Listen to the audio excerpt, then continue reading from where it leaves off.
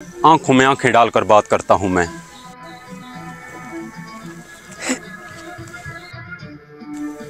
अच्छा, जमीन का मुतालबा है।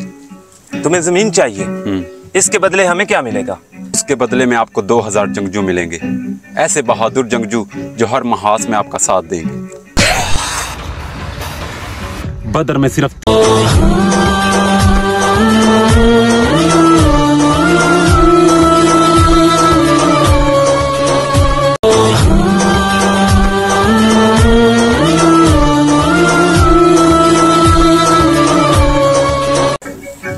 बदर में सिर्फ 313 थे।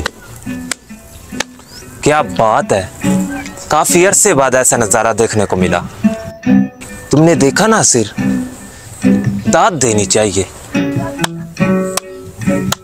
तुम कौन हो बताओ ना जरा अपने बारे में, क्योंकि हमें भी पता चले कहां से आए हो। हमें भी जानना चाहिए, क्योंकि खाना बदोशों की बहुत दिलचस्प कहानियां होती हैं। शाही दावत पर इंतजार रहेगा जवान।